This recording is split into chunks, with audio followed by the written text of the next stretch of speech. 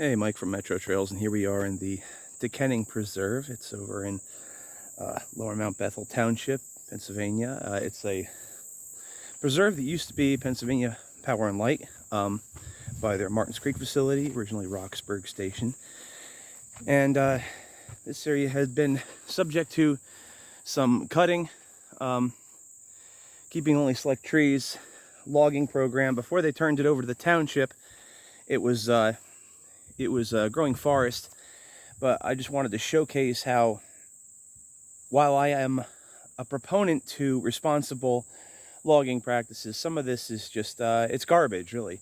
And what we're looking at over here, they don't maintain it for all the invasive species come in when they do these herbaceous openings and limited hardwood cutting.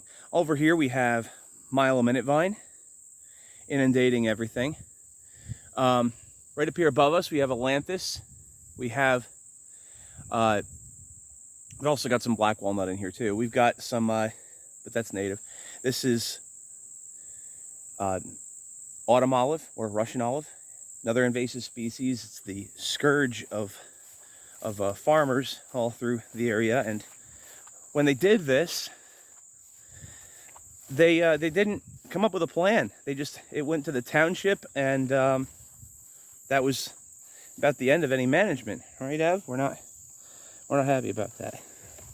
So this is kind of what happens when you turn a property over, when you're trying to get a profit out of it, and some of these mature hardwood forests are cut for logging, and it's not really reasonable remediation. And in New Jersey and eastern Pennsylvania, it's different than central to western Pennsylvania, where you got tens of thousands of acres that are ready to be logged, and really helps with habitat restoration and helps with protecting some of the endangered species. But they're trying to use that kind of bias in order to justify some of these actions over here.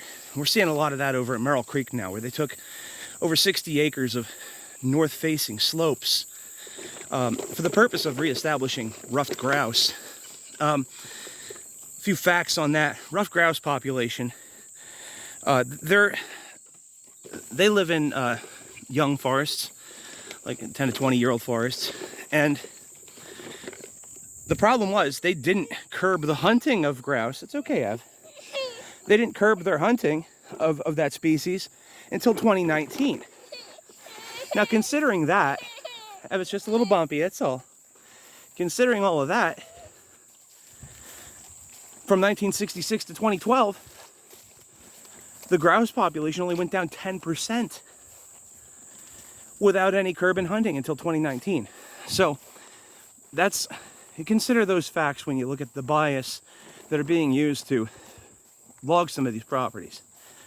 So, and these are located, at least in New Jersey, within what's considered to be the Highlands preservation area, not the planting area. So, and on a north-facing slope, this is a little different than that here, because a north-facing slope would be, it's okay, Ev, it's a little bumpy. On a north-facing slope, trees are going to go a lot more slowly. So that means that the grains, you know, when you cut a tree and you count the rings, see how old it is? Well, those rings are a lot closer together. And when those rings are a lot closer together, it means you have a much stronger piece of wood. That makes that lumber way more valuable. So the other problem is when you cut something off a north-facing slope where everything grows slower, you're also destroying habitat for other species.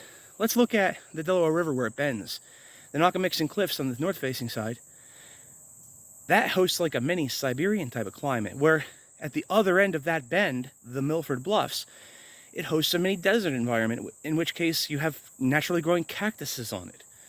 So this is why I'm particularly against heavy logging on north-facing slopes. So anyway, some more invasive species through here. There's a few more mixed hardwoods, but that's my 2 cents on some of that. And used to be a nicer woods in here before, but not anymore. It's growing back slowly, but I just am more for common sense land management practices, and what I'm seeing is profit land management practices in a lot of cases. Anyway, thanks for watching, and have a nice day.